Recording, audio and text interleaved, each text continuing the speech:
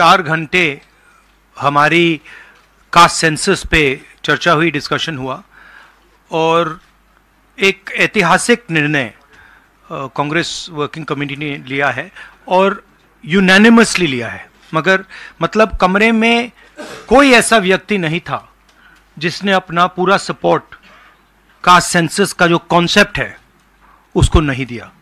तो काफ़ी खुशी की बात है। हमारे यहाँ चीफ मिनिस्टर्स बैठे हैं, हमारे चीफ मिनिस्टर्स ने भी डिसीजन लिया है कि वो भी राजस्थान में, कर्नाटक में, छत्तीसगढ़ में, हिमाचल में कास्ट सेंसस को आगे बढ़ाएंगे। तो अंग्रेजी में बोल दूँ? इंग्लिश में।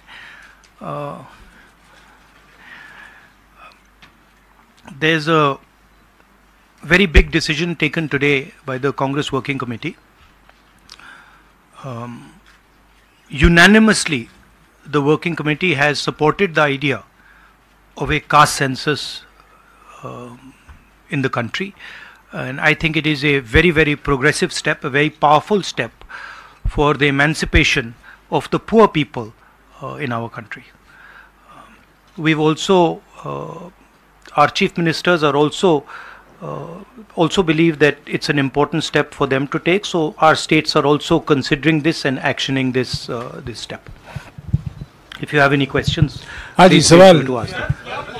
एक मिनट एक करके संजीव, एक मिनट प्लीज रुक जाइए।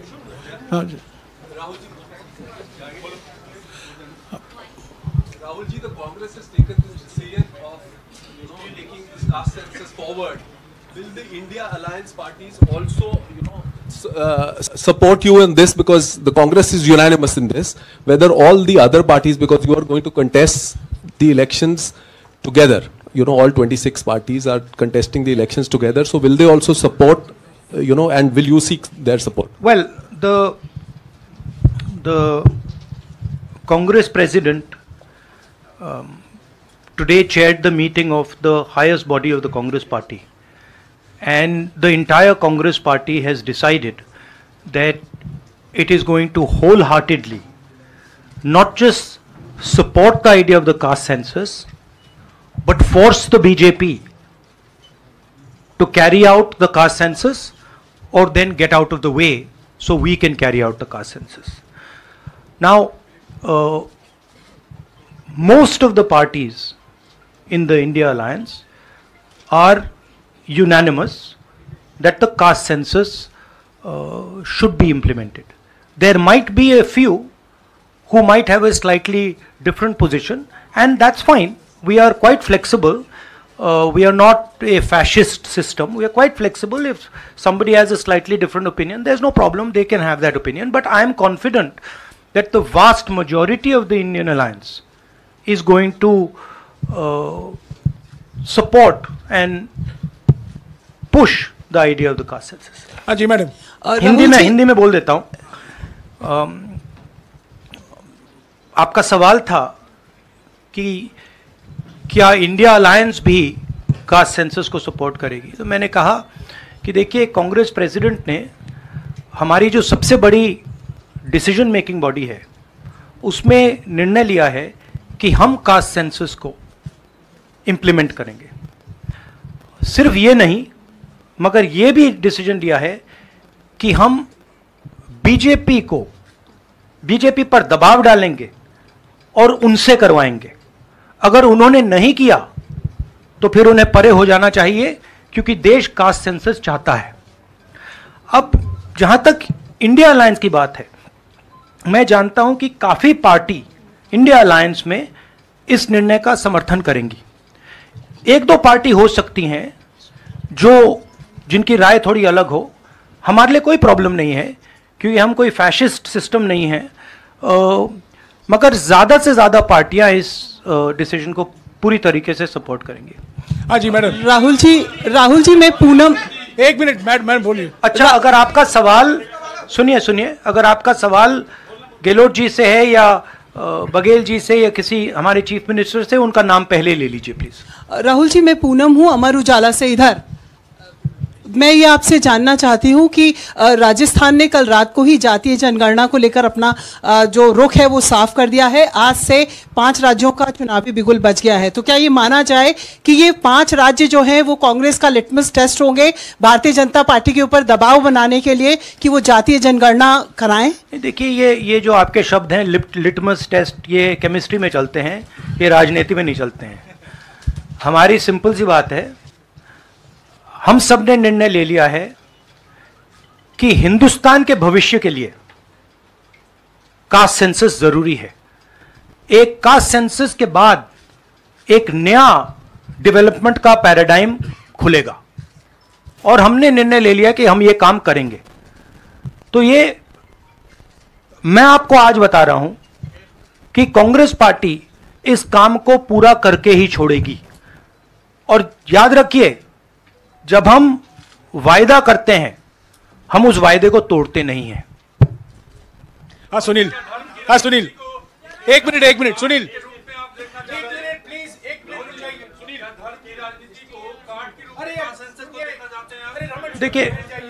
देखिए नहीं, मैं इसका जवाब देता हूं। देखिए, ये कास्ट और धर्म की बात नहीं है, ये गरीबी की बात है। हिंदुस्तान के ओबीसी, हिंदुस्तान के दलित, हिंदुस्तान के आदिवासी और हिंदुस्तान के गरीब लोग, इनके लिए यह काम किया जा रहा है। आज क्या हो रहा है, 2 हिंदुस्तान बन रहे हैं, एक अदानी जी वाला और दूसरा सबका। कास्ट सेंसस साफ दिखा देगा कि हिंदुस्तान में लोग कितने हैं, कौन है, और हम वहां नहीं रुकेंगे। उसके बाद इकोनॉमिक सर्वे होगा तो हमें यह भी पता लग जाएगा कि कितने लोग हैं, धन किसके हाथ में है, धन कहां है, एसेट्स किसके हाथ में है। और फिर जैसे मैंने कहा, जो एक्सरे हमें, और मैं कहता हूं शायद इसमें मेरी भी गलती है, जो हमने पहले नहीं किया उसको अब हम पूरा करके दिखा देंगे, क्योंकि इस एक्सरे की जरूरत है। अगर हम नया पैराडाइम, नया डेवलपमेंट का पैराडाइम चाहते हैं जहां सबको न्याय मिले, उसके लिए हमें कास्ट सेंसस करना ही होगा। Sir, you've heard the Prime Minister in Hyderabad, give his counter to the caste census and about, the rights and what will happen to southern states and the various things. How do you view that? And also for the Karnataka Chief Minister, why doesn't he go ahead with the release of the caste census data? We are in discussions. We are very clear what our direction is. Those actions will be taken. I'll also let Siddaramaiah ji directly answer your question. So first, let me ask him to. You haven't answered that. I'll come back to you. He's asking about caste census in Karnataka. Our previous government in Karnataka, that is, the government, our Congress government was there between 2013 and 2018. Normally he doesn't need a mic. In 2014 and 15, we have entrusted this caste census and socio-economic survey of all communities to Permanent Backward Class Commission, headed by one Kantraj, then chairman of the commission. By the time our term is over, the report was not ready. When coalition government was there in Karnataka after 2018, the caste census report was ready, but the coalition government's chief minister, Mr. Kumaraswamy, did not receive that report. Now the report is lying with the Permanent Backward Class Commission. I requested now the present chairman, Mr. Jaiprakash Hegde, to submit the report to the government. If he submits the report, he will definitely issue the report. With caste census and socio-economic survey of all communities particularly other backward communities. एक minute please, अरे एक minute रुक जाइए ना, जवाब दे रहे हैं राहुल जी, जवाब दे रहे हैं. On the, see, the Prime Minister's, yeah, the Prime Minister is making unconnected statements. What the caste census has to do with, representation of the South is very difficult to understand. Now, the problem is that the Prime Minister is incapable of doing the caste census. I'd like to point out something quite interesting. There are 4, हमारे 4 chief ministers हैं, 4 में से 3 OBC वर्ग के हैं. BJP के 10 chief minister हैं, 1 OBC वर्ग के हैं, और वो भी कुछ ही दिन में चीफ मिनिस्टर नहीं रहेंगे. तो बात बहुत होती है ओबीसीज की, मगर नरेंद्र मोदी जी को यह बताना है कि ओबीसीज के लिए आपने किया क्या. मैंने पार्लियामेंट में उदाहरण दिया कि 90 अफसरों में से 3 अफसर ओबीसी वर्ग के. नरेंद्र मोदी जी ने उसके बारे में कुछ नहीं बोला. उन्होंने यह भी नहीं बोला कि हां यह गलत है. उन्होंने बोला, एक शब्द नहीं बोला. मतलब उनके लिए यह एक्सेप्टेबल है कि हिंदुस्तान में जिनकी शायद 50% आबादी है अप्रोक्सीमेटली, उनका सरकार को चलाने में कोई भी हक ना हो. तो यह तो सच्चाई है, रियलिटी है. प्राइम मिनिस्टर सीधा कह दें कि हम कास्ट सेंसस का डेटा रिलीज कर देंगे.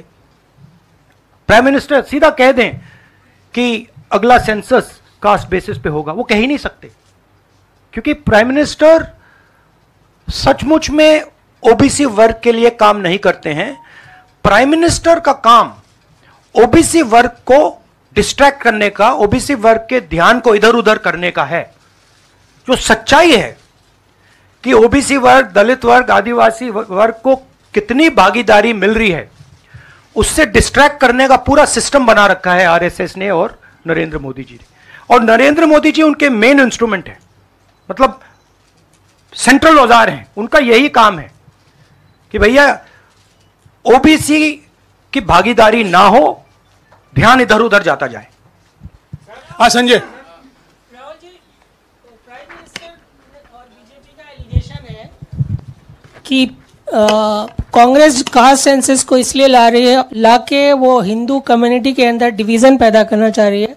और ये राजस्थान में उन्होंने रैली में ये बात कही कि ये कास्ट सेंसस का मतलब कांग्रेस का एडवोकेसी का, राहुल गांधी का एडवोकेसी का यही लक्ष्य है. हमारा लक्ष्य, जैसे मैंने कहा, हमारा लक्ष्य है कि एक्सरे होना चाहिए. किसी को चोट लगती है, अस्पताल में पहला काम होता है, भैया देखिए एक्सरे कराते हैं, पता लगाते हैं क्या है, सच्चाई क्या है. हमें लग रहा है कि हिंदुस्तान में जो भागीदारी ओबीसी की होनी चाहिए, दलितों को होनी चाहिए, आदिवासियों की होनी चाहिए, हमें लगता है कि वो उनको नहीं मिल रही है. सस्पिशन है. अब हम सिर्फ ये कर रहे हैं कि हम एक्सरे कराना चाह रहे हैं, देखना चाह रहे हैं कि क्या ये सच्चाई है इसमें या नहीं. नरेंद्र मोदी एक्सरे कराने से क्यों डर रहे हैं? इसमें लोगों को बांटने की बात नहीं है. इसमें जो हक लोगों का है उनको देने की बात है. अब मुझे यह बात समझ नहीं आ रही कि हिंदुस्तान के जो प्रधानमंत्री हैं एक्सरे क्यों नहीं करा रहे हैं, एक्सरे करने से क्यों डर रहे हैं. और जहां भी जा रहे हैं आप नोटिस कीजिए, कहीं ना कहीं डिस्ट्रैक्ट करने की बात कर रहे हैं. कभी डिलिमिटेशन की बात कर रहे हैं, कभी कुछ और बात कर रहे हैं, कभी साउथ इंडिया की बात कर रहे हैं. मगर एक भाषण में नरेंद्र मोदी जी ने यह नहीं कहा कि देखिए जो राहुल गांधी ने कहा है 90 अफसर जो हिंदुस्तान को चलाते हैं उसमें से 3 लोग सिर्फ ओबीसी वर्ग के हैं. यह सच्चाई है, यह सच्चाई बीजेपी ने एक्सेप्ट की है. और उनको सिर्फ 5% बजट पर कंट्रोल है। यह प्रधानमंत्री अपने भाषण में नहीं बोल पा रहे हैं। क्यों? क्योंकि उनका लक्ष्य कुछ और है। उनका लक्ष्य डिस्ट्रैक्शन का है। और आप देखना, डिस्ट्रैक्शन करने के बहुत और तरीके निकालेंगे आने वाले समय में। एक के बाद एक, एक के बाद एक, एक के बाद एक डिस्ट्रैक्शन करने के तरीके दिखेंगे आपको। राहुल जी, एक दो सवाल और ले सकते हैं? हाँ जी, हाँ मौसमी। राहुल जी, ये पूछना चाह रहे थे कि जिस तरह से प्रधानमंत्री नरेंद्र मोदी कह रहे हैं, कहा जा रहा है कि कांग्रेस के लिए ये बहुत ज्यादा नुकसानदेह होगा, क्योंकि जो बची कुची अगड़ी जाति कांग्रेस के साथ है वो चिटक जाएंगी। तो पॉलिटिकली आपको लगता है कि ये कांग्रेस के लिए नुकसान वाला सौदा है? ये हमारा पॉलिटिकल डिसीजन नहीं है, ये न्याय का डिसीजन है, ये हिस्सेदारी का डिसीजन है। इसमें कोई पॉलिटिकल कैलकुलेशन नहीं है। हम हिंदुस्तान का जो मैस है, जो 50, 60, 70, 80% हिंदुस्तान की जो आबादी है, उसकी हिस्सेदारी की बात कर रहे हैं। और वो हिस्सेदारी देकर ही हम रहेंगे। ये हमने निर्णय ले लिया है। आप देख लेना, जैसे मैंने कोविड के बारे में बोला था, चाइना के बारे में बोला था, अब मैं बोल रहा हूं, कास्ट सेंसस होगा और हिंदुस्तान के गरीबों की जो हिस्सेदारी बनती है वो उनको मिलेगी, और वो काम कांग्रेस करके दिखाएगी। अजय। राहुल जी, आपने कास्ट सेंसस के बाद इकोनॉमिक सर्वे की बात कही है, वो क्या इकोनॉमिक सर्वे स्टेट में भी होगा क्या, कांग्रेस रूल स्टेट में? एक चीज। और दूसरा, आपने पार्लियामेंट में कहा था कि आपके पास जो कास्ट सेंसस का डेटा है वो आप अनाउंस करेंगे अगर सरकार नहीं करती है तो। नहीं, तो मैंने ये नहीं बोला। करेंगे? देखिए, हमारे पास कास्ट सेंसस का डेटा नहीं है, क्योंकि कास्ट सेंसस का डेटा हिंदुस्तान की सरकार के पास है। तो ये मैंने कभी नहीं बोला है। मैंने ये बोला कि हिंदुस्तान की सरकार के पास कास्ट सेंसस का डेटा है, हिंदुस्तान की सरकार को उस डेटा को रिलीज कर देना चाहिए।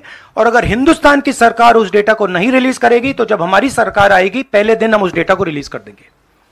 हाँ रवि। सवाल, आपने जो इकोनॉमिक सर्वे की बात की है, देखिए सवाल क्या है। सवाल यह है, पहला सवाल जो कास्ट सेंसस से क्लियर हो जाएगा, इस देश में कितनी आबादी किसकी है, ओबीसी की कितनी है, दलितों की कितनी है, आदिवासियों की कितनी है, बाकी लोगों की कितनी है, पहला सवाल। दूसरा सवाल, देश का जो धन है, देश के जो एसेट्स हैं, क्या वो इन लोगों के हाथ में भी हैं या नहीं? देश के एसेट्स में ओबीसी की कितनी हिस्सेदारी है, दलितों की कितनी हिस्सेदारी है, आदिवासियों की कितनी हिस्सेदारी है, देश के इंस्टीट्यूशंस में आदिवासी कितने, ओबीसी कितने, दलित कितने? मैं आपसे पूछ लेता हूं, इस कमरे में दलित कितने हैं? देखिए, ये मजा देखिए, इस कमरे में ओबीसी कितने हैं? हाथ उठा के दिखा दीजिए, देखिए मजा। नहीं, वो आप कैमरामैन है भैया, आपकी बात नहीं कर रहा हूं मैं, इनकी बात कर रहा हूं। तो यह सवाल है, हिंदुस्तान के इंस्टीट्यूशंस में ओबीसी कितने, दलित कितने, आदिवासी कितने? यह सवाल हम पूछ रहे हैं। इंस्टीट्यूशंस के बारे में पूछ रहे हैं, धन के बारे में पूछ रहे हैं, एसेट्स के बारे में पूछ रहे हैं, और आबादी के बारे में पूछ रहे हैं। राहुल जी रवि, राहुल जी इधर,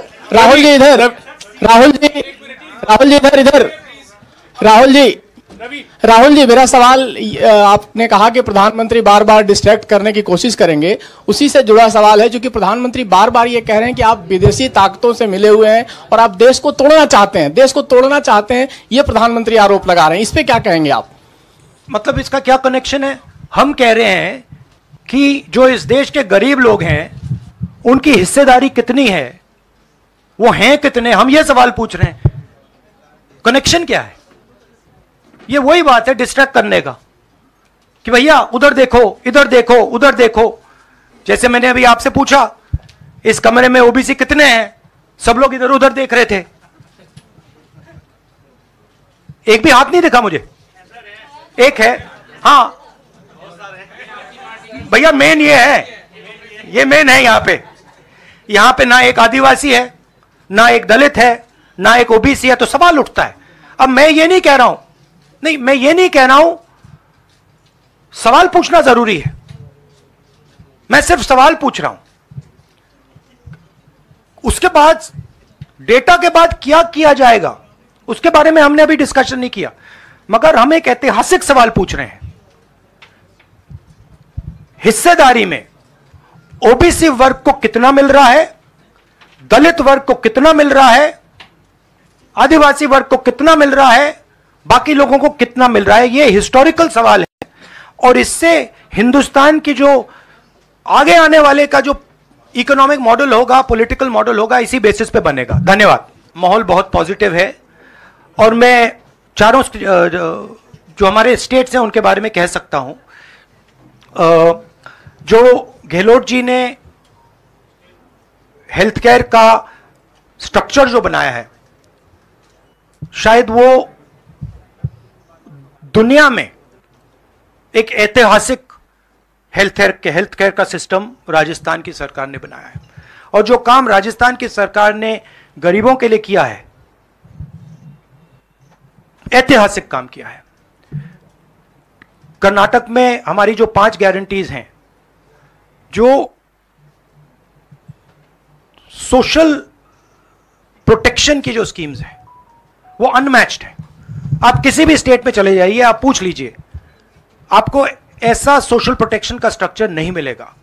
छत्तीसगढ़ में जो किसानों के साथ हमारे चीफ मिनिस्टर ने किया, जो उनको धान के लिए दाम मिलता है, सबसे ज्यादा मिलता है हिंदुस्तान में। जो कनेक्टिविटी उन्होंने बनाई है, जो हमारे छोटे छोटे डिस्ट्रिक्ट्स में मैन्युफैक्चरिंग यूनिट्स लगवाए हैं, जो ऐतिहासिक काम किया है। और अगर सुक्खू जी के बारे में समझना चाहते हैं तो जब हिमाचल को चोट लगी तो उनका रिस्पांस जो था, जमीनी रिस्पांस, लोगों के बीच में जाकर रिस्पांस, वैसा रिस्पांस शायद मैंने तो पहले नहीं देखा है। तो हमारी जो 4 सरकारें हैं अच्छा काम कर रही हैं। मुझे लगता है हम इन चुनाव में बहुत अच्छा करेंगे। मिजोरम में मैं अभी जा रहा हूं,